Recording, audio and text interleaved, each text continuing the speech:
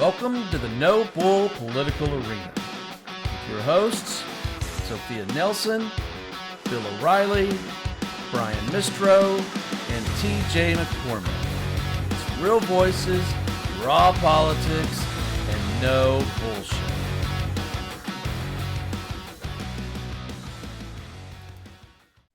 Hi, everybody. Welcome to the Political Arena. This is Brian Mistro. I'm here with TJ McCormick, fresh back from Aruba vacation. Thanks a lot, TJ. And we've got a great guest here. We've got Kyle Sweetser, who is running for the United States Senate in Alabama. And it's great to have you on, Kyle. We've got quite a few questions for you here, but I just got to start off with the zinger. What made you want to get into politics? You were never a political person. Why would somebody like you want to get involved in getting in politics? Well, thanks for having me on. I really appreciate y'all. Look, I would have been just as happy to sit this out and spend time with my family, with my kids, putting time and work into my small business. But after 2024, my eyes were open. You know, you look at what's happening, really January 6th, 2021. Mm-hmm. They were open in a way I just could not walk away. I couldn't sit by and let our country, as I view it, be destroyed. What America stands for. Hardworking Alabamians like me are struggling. Folks down here in Alabama are struggling.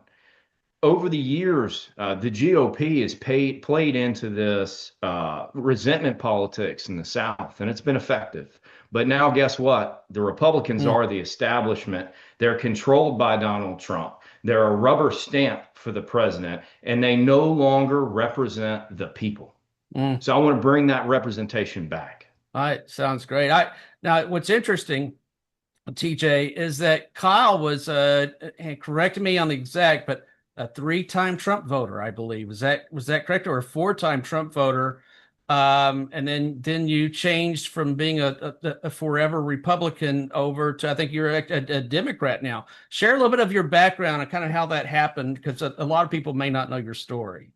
Yeah, so I've caught a lot of flack for this. So I voted for Trump in January, the primary, or not January. I voted for Trump in 2016 during the primary.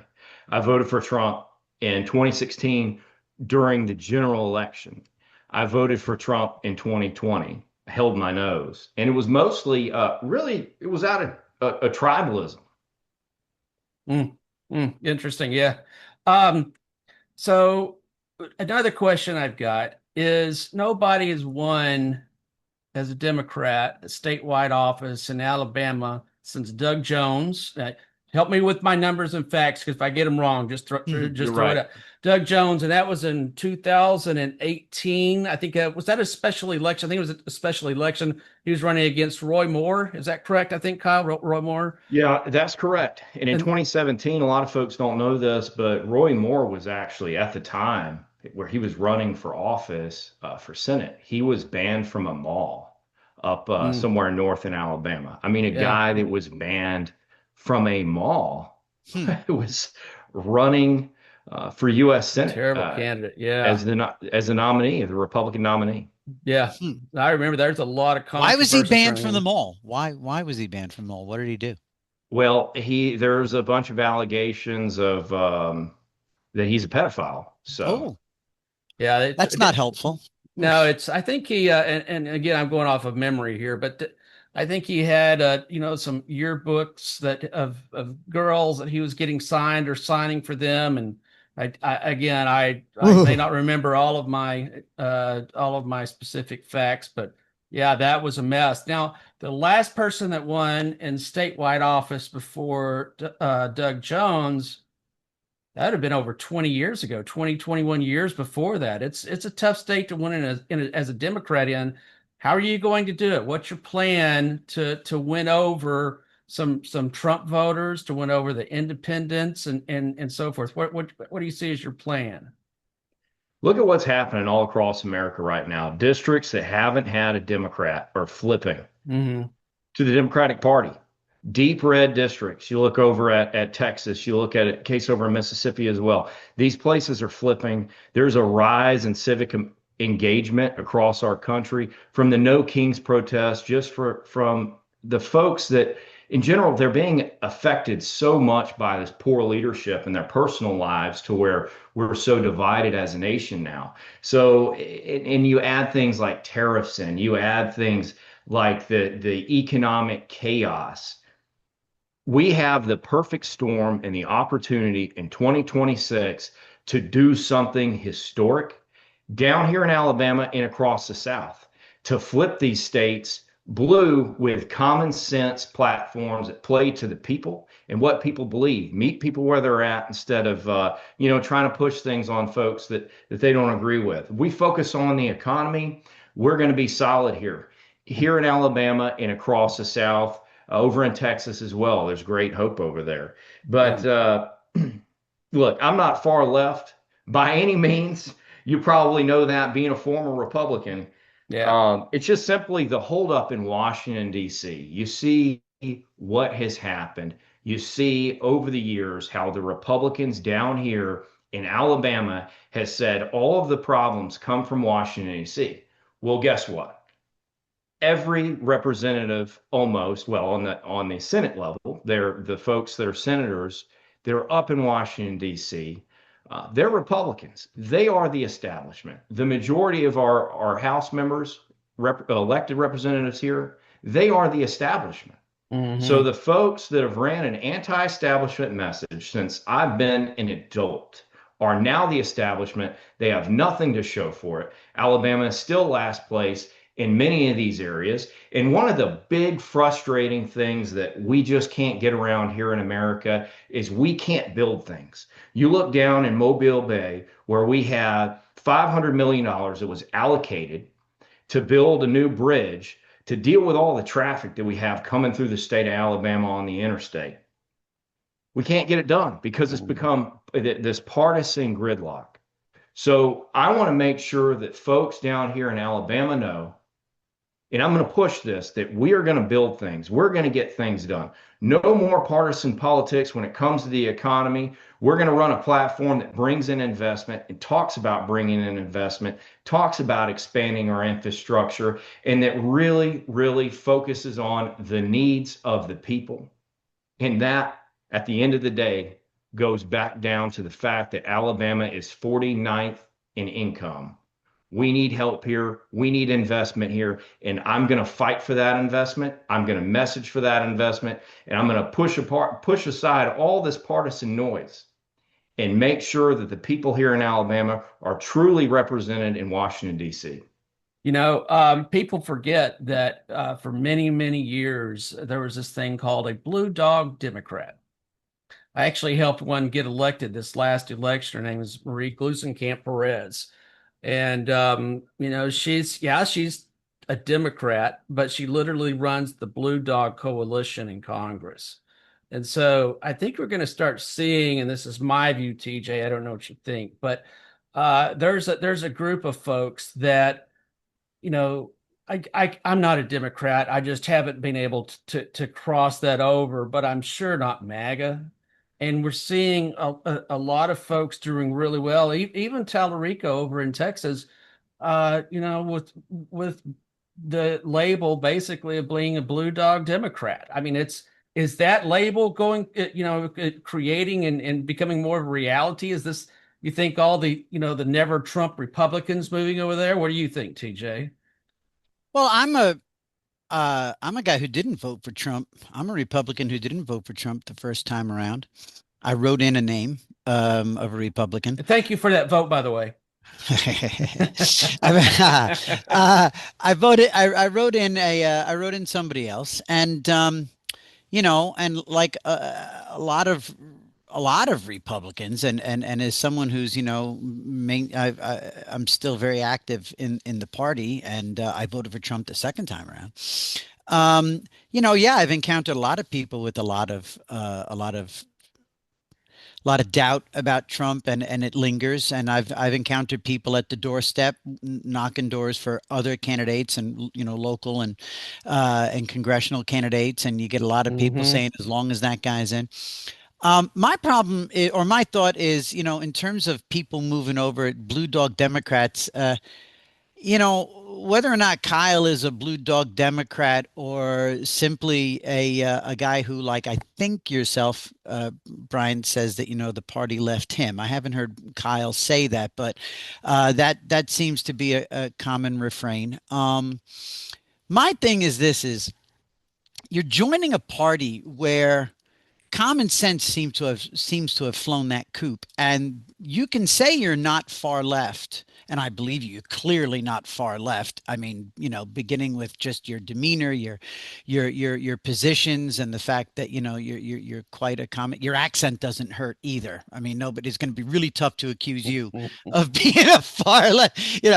Uh, all that being said, you're joining a party that is writ large on the wrong side of so many issues. And by turning over to that party, the party that has been taken over by most people's and most observers' conclusions and observations, it's the party of AOC right now. It's the party of Zohran Mamdani. It's the party of Ilhan Omar and her co-conspirators in the squad. And by becoming a Democrat and winning a seat, for example, as a former Republican, you're simply giving more power and more vote. And good luck maintaining your seat, maintaining your office if you win. Good luck maintaining that, and not facing a vicious primary. Now, granted, you're in Alabama, so the odds of you being challenged by an AOC type is one thing, but you're going to be savaged in Washington and in the press. Anyway, my point is this: is that you're joining a party of awful human beings. You're joining a party of people that are on the side of the wrong side of history. You're on the party that's on the side of men and women's safe spaces. You're on the party that's on the side of that stood and mocked the assassination of Charlie Kirk, and sat silent. Okay, the vast majority of Democrats sat silent and allowed people to sing and dance on the grave of Charlie Kirk. You don't strike me like the kind of guy that would do that, but I'm wondering, how hard are you willing to push back on the vile people that you're going to call colleagues if you win? Look, so, just like Alabama and our reputation here in Alabama, I would like to believe that our past doesn't have to define our future, that we can always do better. We don't have to define the Republican Party as all of the extremes. We don't have to define the Democratic Party as all of the extremes, because at the end of the day, 80% of America is in the same spot. And I would say probably 90% of Alabama is in the same spot. Unfortunately, when you go through these primary systems, when you try to climb the ladder, you deal with a whole lot of folks that are activists in the political class, and you get a lot of pushback. You get a lot of threats. I haven't caved to those threats. I've been uh, pretty clear that I'm going to run a campaign from the middle. Whether it's saying that I believe that biological men shouldn't compete in women's sports, or the fact that I'm pro Second Amendment here in the state of Alabama, where most people are. I know what it's like, because I live out in the woods, a mile and a half down Mhm. dirt road. I know what it's like to live in a rural area and know that it takes the sheriff's 45 minutes to get to you. Oh, You have a different thought process sure. than someone in a city. So I think that our campaign, what I'm doing in my experience in the past, is the perfect bridge to be able to end some of this divide. Okay. And look, I've been talked to by, you find this surprising. Many of the folks that have some of the far left positions are also the same folks that have the strategy that they don't want someone like me to call out Donald Trump. Okay. I'm going to call out what I see as wrong, whether it's on the left or the right. And right now, down here in Alabama, there is an overwhelming Republican one-party state in our state. And so our problems we can point to here in our state to the Republican Party because it just happens we have no ability really to have accountability. So at the core of what I'm doing is to restore democracy to the state of Alabama.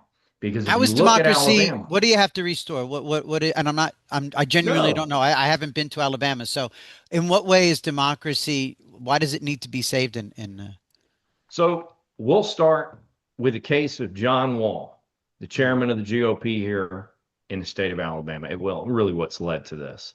hmm. I believe he went and showed up with a fake paper ID to vote in 2022 when he was registered to vote, also in Tennessee at the same time. So guilty of something not legal. Now he's endorsed by Trump to be the lieutenant governor in our state. You have Tommy Tuberville, who's stepping down from the Senate seat and running for governor and doesn't meet the constitutional requirement to run as governor in the state of Alabama. We have lawlessness in the state of Well, you Alabama. got two people that have been have been apparently caught in a couple of sticky situations that may or may not that has nothing to do with saving democracy. The way when you say something like that, you sound like the people you say that you're not associated with. You sound like somebody who is talking in hyperbole. How is democracy at risk in Alabama?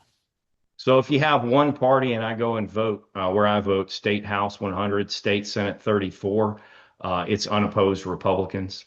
And it's a lot of that across our state. So we don't have a functioning democracy. It is broken in our state. If you don't That's have, because Democrats aren't running.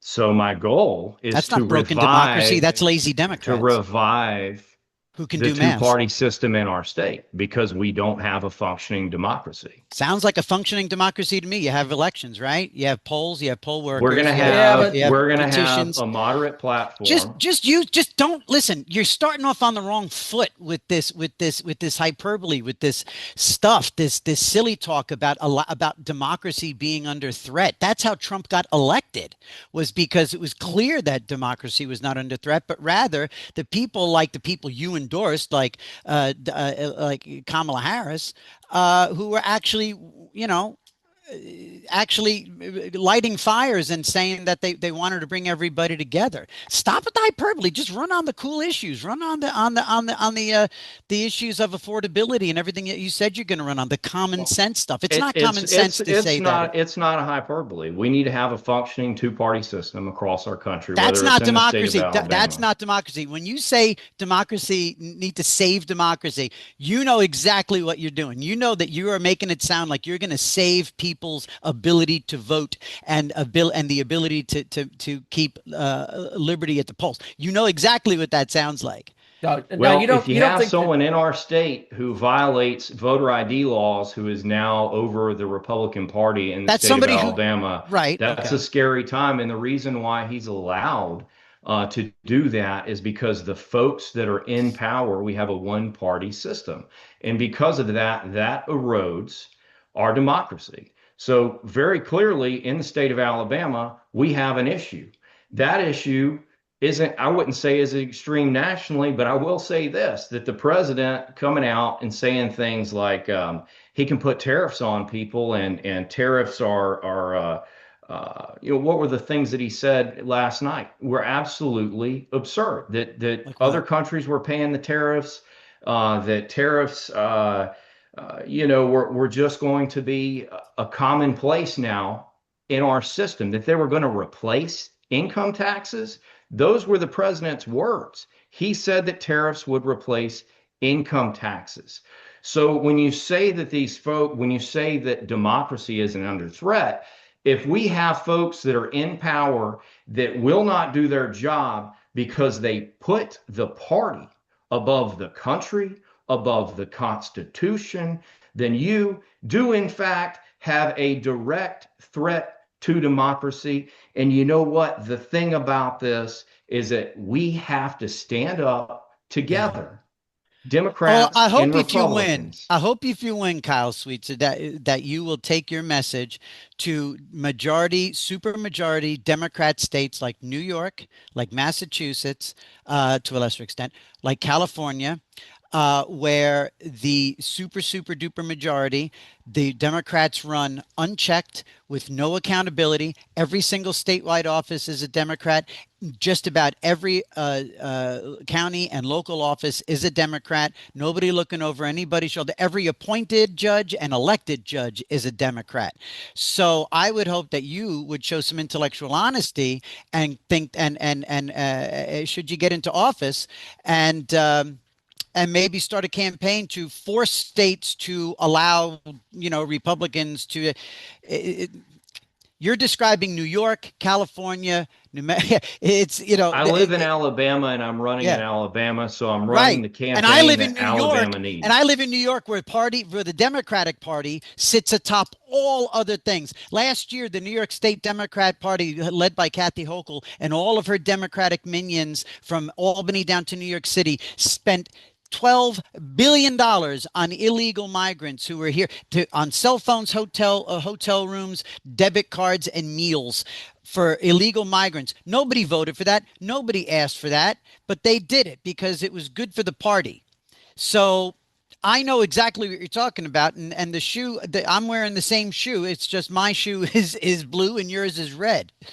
Well, so I'm going to push back a little bit. So I will say democracy is under challenge after January 6th. That's the first time in the history of this country, and it was done by one party, one Right. party. So I'm going to disagree with you a little bit, and it's also Wait, hold on a second. But didn't democracy survive? Didn't democracy survive? I mean, granted, there democracy were survived because of one person. His name is Mike Pence, who now no longer has a political party. great, and it survived. And in the interim, the United States Supreme Court, speaking of tariffs, the United States Supreme Court is just last week knocked down some of Trump's massive tariffs and took an arrow out of his quiver, once again proving that democracy and our co-equal branches of government are alive and well. The bumpers are in place. And 2 hours later, he had 10 or 15% tariffs back in place for what is it going to be, 120 Because he days? could. Because he can, because it's the Until the law. courts It's the lock it down. law. Listen, when do politicians have to start monitoring it? You don't do something wrong and then the courts call you out for it. As long as the courts call you out for it, it's okay. No, you can read the laws too. You know exactly what the laws are. And he knew damn good and well that those blanket tariffs were utter bullshit. There's no way that anybody in the history of this country has done that. The last time it happened with the Smoot-Hawley tariffs, it was done by Congress, Mm-hmm. not the So president. Yeah, Kyle. back to that. It would be different if he didn't come out yesterday and say that he was going to replace income taxes with these tariffs. It's unconstitutional. No, well, it's never going to work. I mean, it's just never going to work. There's not enough money that Without comes in off of Congress, tariffs. Are you without that much of a Congress Democrat replacing now, by the income way, that you're taxes. so in love with taking other people's money? Have you already become No, such a why are you saying that? dyed-in-the-wool blue? Why would you say that? I don't understand why you're What? saying that. Because a proper somebody who's spent their whole life as a Republican shouldn't be so deliciously warm with taking other people's money. I mean, you're already into that phase of being a Democrat where you're already cuddling up to the warm fire of Wait, other people's money. I don't see that one, buddy. I don't see that one happen. I don't see that at all. What I see Wouldn't instead you is see any opportunity to replace income tax with something else as a good thing? uh no. And let me tell you why. Because if you do it with his goal is to use it on tariffs, which is a consumption tax, right? Mhm. Tariffs are a consumption tax. Okay. Income tax is how much you bring in. The only person a consumption tax hurts is those on the lowest and make the least amount of money. You see To what the I'm point of saying? Alabama. Alabama has Fair been point. regressive taxes here in Alabama. So That's you a look fair at our point. tax code, the taxfoundation.org, we've made a little progress, I think, because there's a fire behind them now. But we were ranked 49th very recently out of 50 for sales tax. So even though they tell folks down here, oh, we've got a low land tax, what people aren't adding up is the fact that when they go and shop, a massive amount of their money is coming out in the sales tax. And in a place like Alabama, where we're last place in income, where we have one of the highest poverty rates in the nation, that's one of the policies. Regressive taxes are one of the reasons why we cannot get out of poverty. And tariffs, there are a higher percentage of low income Americans spending. So that cuts in to how much money they have. So it's a much higher percentage to someone that's not making as much money. To a state like Alabama, where we don't make as much money, it's a big deal. So Yeah. regressive taxes, I'm completely against. I think the Democratic Party, even in the state, the folks, Alabama Democrats on the state level, are against these regressive taxes. They've Mm, pushed back.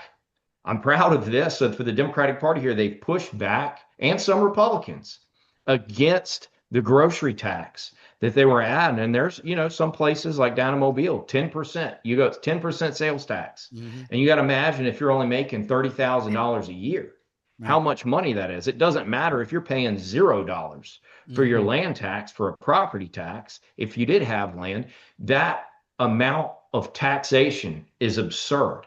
That's a And so fair when we argument. have these tariffs, you're hurting Alabama. So it's especially painful for me to see the people in our state over the years have been taken advantage of to such a degree that we've just been thrown to the wayside. And now the president, who's supposed to lead the party that we helped get into power. By the way, Trump came and delivered his first speech where I live, in Mobile, Alabama, at Hmm. Lad People's Stadium. Hmm. Okay. The attorney general, his first attorney general, the first person to back him here in the state. You know, we platformed Trump, the state of Hmm. Alabama, and now he's betraying the people of Alabama. And folks didn't really know how these tariffs work, with things like tariffs that hurt us the most. You look at the port of Mobile, Alabama's port, Hmm. as of this year, is now the deepest saltwater port in the entire Gulf of Mexico. Hmm. We have the Wow, deepest deeper than port. I did. Galveston, deeper than. Hmm. Well, Yes, deeper than Tampa. I didn't realize that. expansion. And we now have an administration that's doing things that cuts our ability to move trade in through the Port of Mobile and expand our economy. And what I want to see is, I want to see folks that represent in Alabama that are hyper fixated on building out the infrastructure that's connected to the Port of Mobile to bring prosperity throughout the state and economic development. That is what we need here in Alabama. What would you like to see So, your Democratic Party do differently these days? I'm sorry, Brian. Go ahead, Brian. You had no, no, no. you. I think. I think that that's actually a pretty good question. What would you like to see the Democratic Party do different? Yeah. Focus on the people. Focus on the people. Be open with new ideas. Have an open mind, and realize that in states like Alabama, you're going to have to accept a platform that's a little bit different to get a little bit. Hmm. Well, I'm going to switch gears on one thing. Let's talk about winning. Hmm. The Hispanic Latino population in Alabama is 6 to 7% of the total population. They accounted between 2010 and 2020. They accounted for 1/3 of all the growth in the state of Alabama. Do you have an outreach to that? Do you have what's your plan to get Latinos and Hispanics that voted for Trump, who are obviously highly pissed off with him right now? What's your plan to move them over? Because many of those Latinos are, they're blue collar workers, right? So what's your plan to move some of the Latino vote? Well, as somebody that's worked in construction my whole life, that's been on and off of job sites, I know the struggle. I know how tough it is to work in 100-degree weather, cut up, beat up, 7 days a week, 12-hour days, sometimes more than that. So being able to speak to these folks from a point, being a blue collar worker is one thing. Just to tell them that I have their back. You Hmm. look at what's happening down in Alabama, And we've had cases where federal overreach, it's just out of control. You look at Baldwin County, Alabama, we had a guy, a Hispanic guy, he had a star ID. He's a U.S. citizen with a star ID, was detained off of a private job site twice. Twice he was detained illegally, okay, by ICE. So I've been very vocal since the last April about ICE and some of the concerns. I believe in very strong borders. I believe that most people in the state of Alabama, Democrat and Republican, believe in strong borders. But we also need to make sure that we're treating people fairly. And by messaging to these folks to let them know, not only have I worked out in the heat, have I done the hard work and I understand, but I also am going to fight for you. I'm going to fight for the family members. I'm going to fight for the folks that are here not doing anything wrong. I'm going to fight for the Constitution, which protects every U.S. citizen. And on top of that, I'm going to push for immigration legislation in our country because what's happening right now is absolutely atrocious. And I'll tell you why. It might not be what you're thinking, but what the Republican Party has done is they've taken this issue, and this is one of the reasons, one of the core reasons why I'm running. In 2016, guess what? Republicans, 2016, 2018, Republicans held the House, the Senate, and the presidency. No immigration legislation. Now you have Republicans fully in control. No immigration legislation.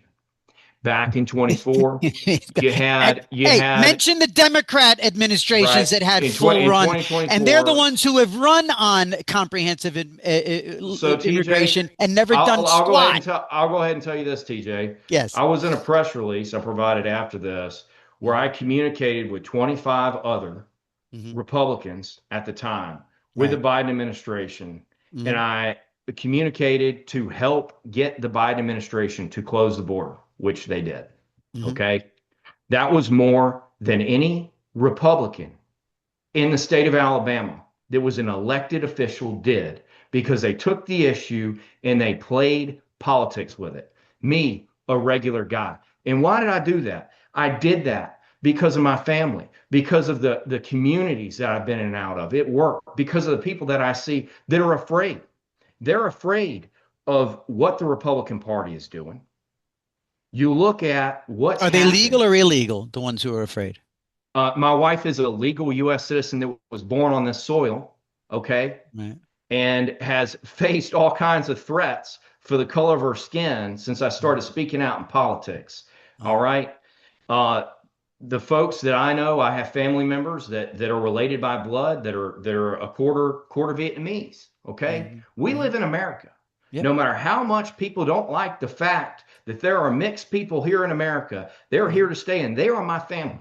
And I will fight for them no matter what. That is the America that Ronald Reagan spoke about. You get no argument here. Absolutely. So, No. anyways, What do you think about what you back to it? The Republican Party is now fundraising on this issue.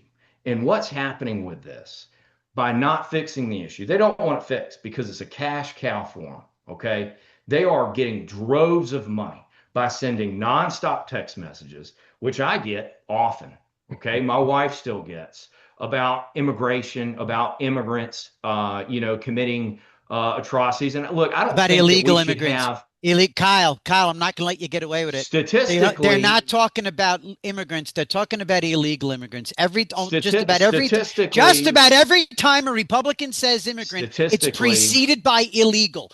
Be honest, Kyle. Statistically, if we want to be honest, statistically, the way Republicans are using this issue is not true. It's not honest. They're manipulating perception for political gain. They're refusing to fix the issue while in power. So Democrats refuse to fix the issue. I'm going to be damn sure that when I get to Washington, D.C., we're going to have immigration legislation. No, you won't. No more of this. I almost promise you won't. I almost promise you won't, no matter which party's in. Because for every one example you can give of Democrats, of Republicans not taking care of that very important legislation, I am with you. I am all about a path to citizenship. I am all about a path to get in line, pay your taxes, speak English, et cetera, et cetera. The rest of your new adopted party will never get in line with the idea of learn English. They will never get, I mean, good luck, brother. They will never, ever get in line. They're not in line with people showing identification to vote, for crying out loud. I mean, honestly, dude, you are really up against it. I wish you Godspeed going up with your new colleagues, because they are never going to see eye to eye with you on what will need to be common sense,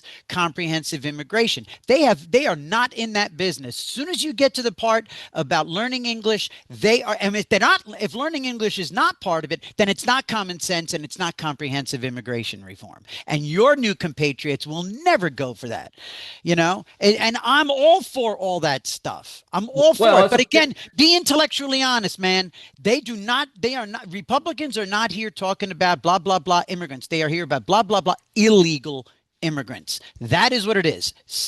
That's a lie No, by that's actually omission. not true. As somebody that lives It's here very in true. Alabama, I will tell you that with the Haitian immigrant issue, they stirred up folks. They told folks that there were Haitian immigrants down in Baldwin County, Alabama. The state elected Alabama politicians, they put on a town hall with over a complete lie. Okay, to the point where folks were going all over social media and saying that they saw Haitian immigrants down here in Mobile and Baldwin County. And you know what they saw? Just people that had a different color skin than them. Okay, well, That is what the Republican Party is doing to no, that's people. what They that are teaching corner of your people to state hate. has been doing. The Republican Party writ large, that you're now as in the big pond of running for the United States Senate, that's an entirely different subject. You can't be talking about a niche little moment with a bunch of racists and talk You about talk them about as being voter ID. The guy that runs a state party in the state of Alabama voted with a fake paper ID, and he goes right, by a different name in the state of Tennessee. So it's a right. state now, and it's Republicans. And guess Send them to what? jail. Send them to Y'all have jail. it.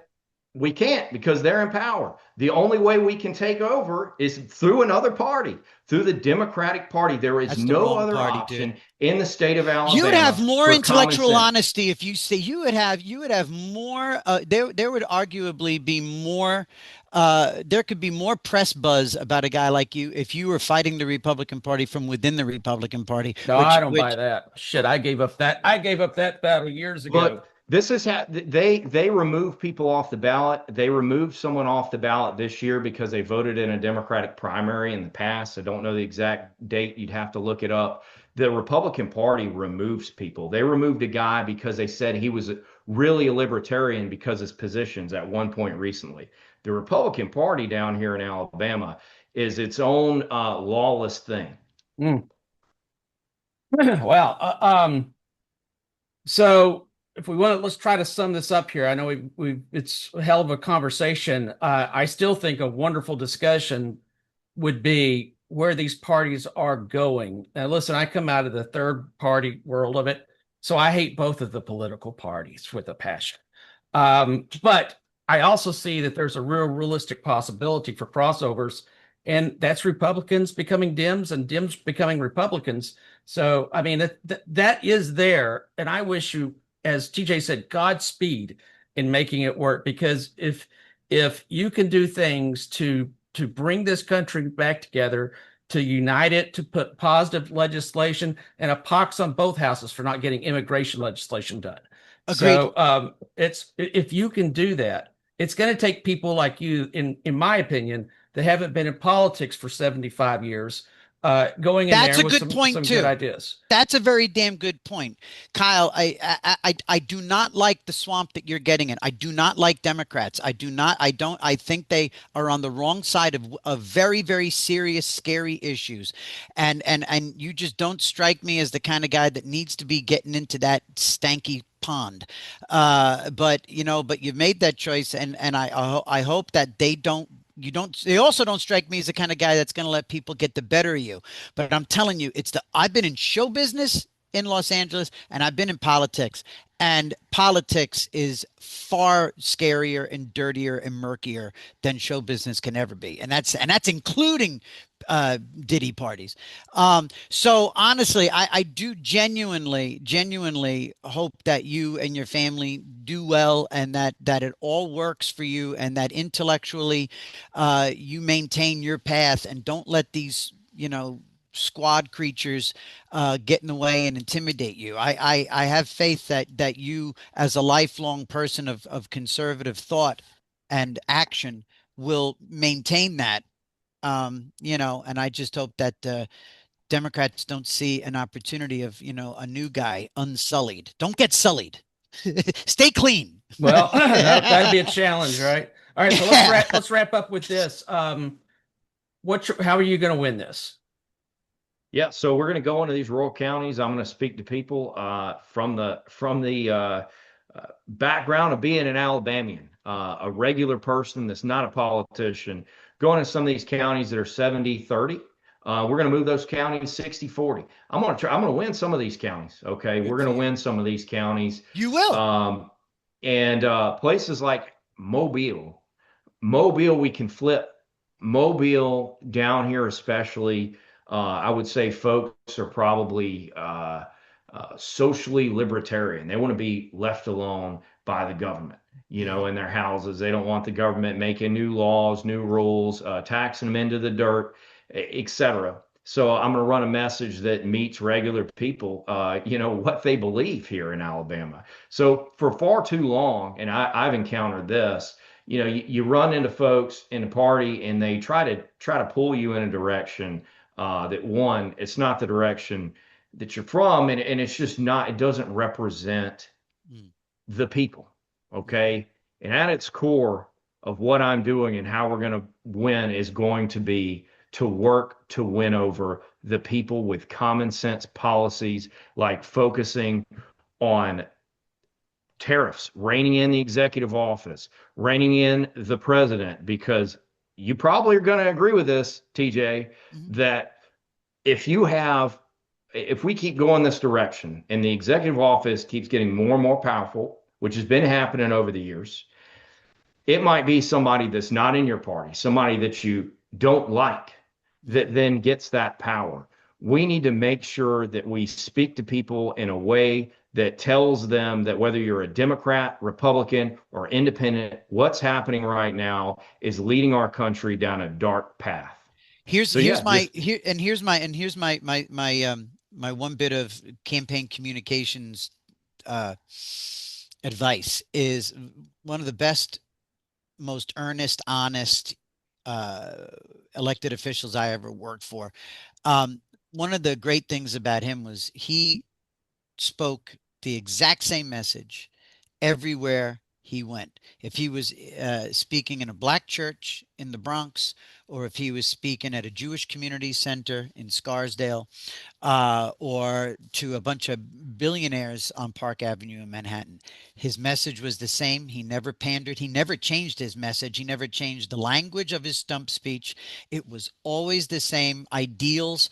I I'm telling you, if you can be consistent like that, and when you go to the 70-30 counties and speak to them exactly the way that you're going to speak in the really, really, uh, 50-50 counties, or the flipped, then you very well could be onto something. So, Yeah, that I agree with that because you, much more than somebody, Kyle, that's been doing this all their lives as a professional politician, you just got into this. So you've got the ability and the credibility to go sit in front of a group of folks that have Mhm, probably voted Republican their entire lives, only because their daddy voted Republican their entire lives, mhm. and to be yourself and to win those folks Totally. over. Your gut is why you're running. Stay with your gut, even when you're questioning it, even when you see AOC sitting on your shoulder.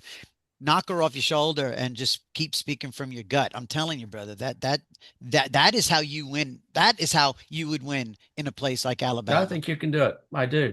Yeah, I wish you every bit of luck too, because the more people we can get in that are Kyle Sweetsers Mhm. and not these knuckleheads that have been doing this all their lives, Cannot agree more. I think the more it's going to change this country. So Kyle, fold in, fucking, God damn it, fold in.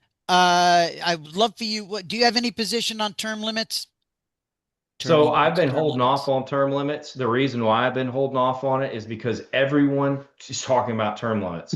And I That's a agree good with point. it. That's I fair. agree with it 100%. There's like two Yeah. different guys that have gotten to me, Yeah. Yeah. sent Yeah. me pledges, and then there's Yeah. another guy that's Yeah. Yeah. putting together a pack in Alabama. They will. They will. Yeah. I want the focus of our campaign for reform to be the executive office, not Uh-huh. Congress, though I agree with the reforms in Congress. Mhm. So as long as I can sign off on that stuff and it Mhm. not be a center point, I want the center point of our campaign to be reining in the executive Yeah. office and being able to have a democracy where we're represented better. So Mhm. we have these debates in Congress and you actually can physically see the person that represents you Yeah. making the arguments of your state. Just have a good answer, because when you get if you're going to be looking for all those crossover Republicans and Yeah, some of those crossover, have a Agree good with term answer. limits. Have a good answer for them, and that's going to help you win them over. So Yeah, good for you. I think everybody's sick of these career politicians. Oh, public service should be a calling and not a career. It should be of service in bunch of years, make some difference, get the hell out. Yeah, 100%. I do. I wish you every bit of luck. Same, Really same. appreciate you coming on the show. Folks, make sure that if you're watching this and enjoy this, we have a lot of other politicians and folks that are running coming on the show over the next many weeks. And So non-politicians like Kyle Sweetser, and non-politicians. politicians like Kyle Sweetser.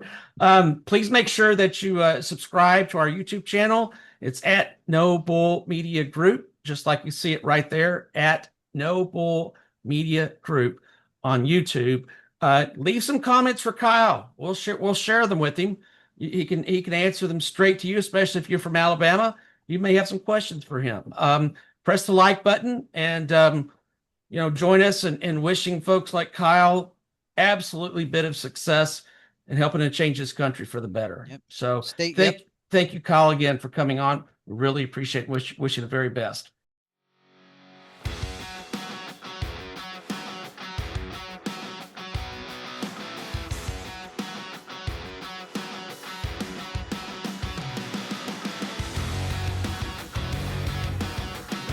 The No Bull Political Arena is on all major social media platforms.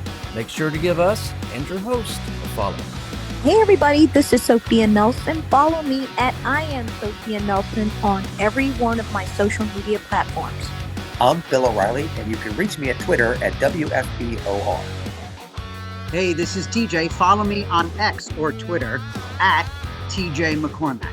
This is Brian Mistro, and you can follow me on X at Brian_Mistro or follow along on Facebook at Brian.Mistro. A No Bull Media Group member.